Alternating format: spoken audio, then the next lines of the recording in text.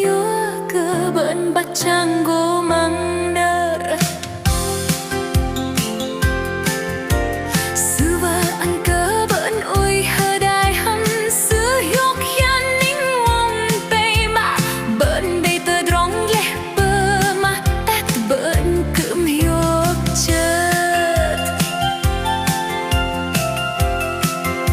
yêu cơ tơ drong bơ mà tát nó hua mê bơ drong lui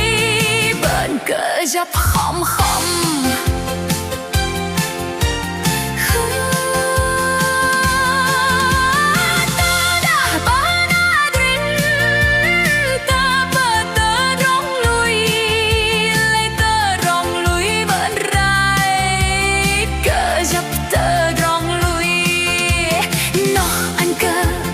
chẳng go không không xin bạn bắt cơ tơ rong vẫn chẳng go nó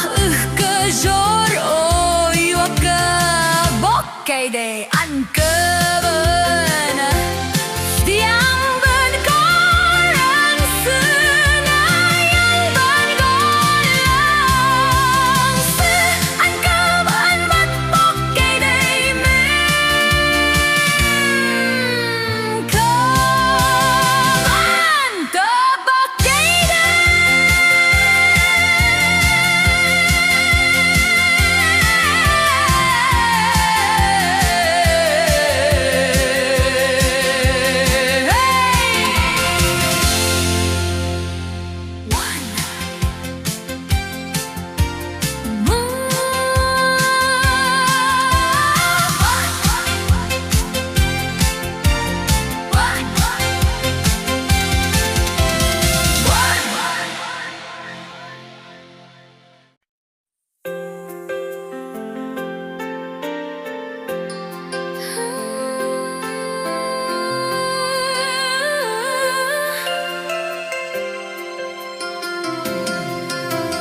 vẫn lối cơ Giêsu Christ là một cây đầy mến mơ đặt cơ bận sự ăn cơ bận hiuk cho tiêu cơ bận bắt trang gô mang nơ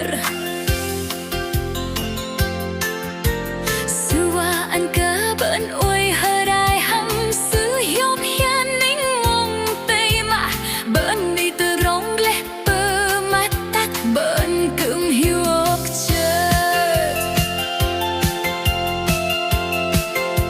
yêu cơ tơ rong